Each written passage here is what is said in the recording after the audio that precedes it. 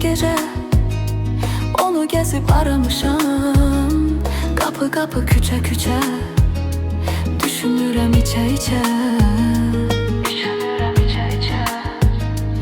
Onu salıp ürəyimi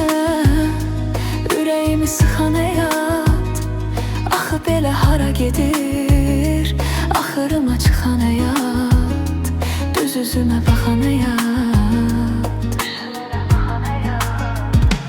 Gizlincə aranı vurub, bizi ayırıb, məni bir yana çəkib atıb, o birini bir tərəfə.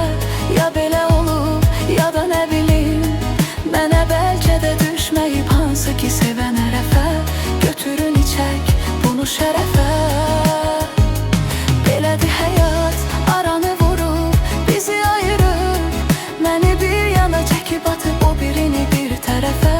Ya belə olub, ya da nə bilim, mənə bəlkə də düşməyib hansı ki sevən ərəfə. Götürün içək bunu şərəfə.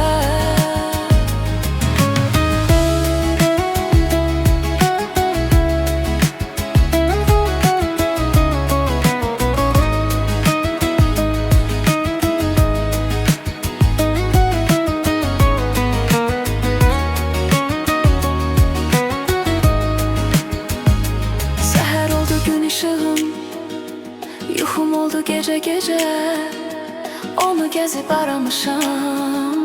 Kapı kapı küçe küçe düşünürəm içe içe. Onu salıp ürəyimi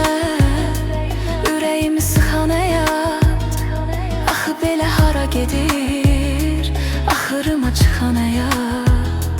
Düz üzümə baxan həyat.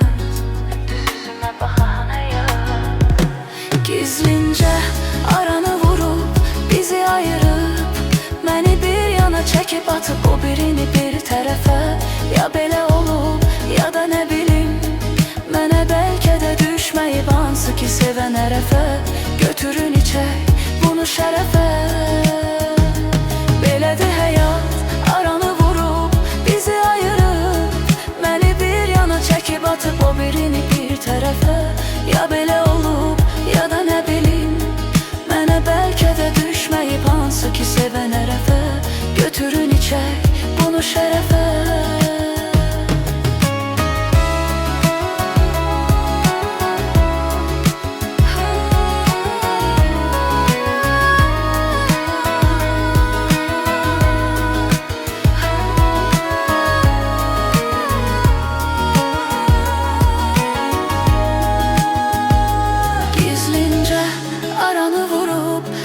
Ayırıb, məni bir yana çəkib atıb, o birini bir tərəfə. Ya belə olub, ya da nə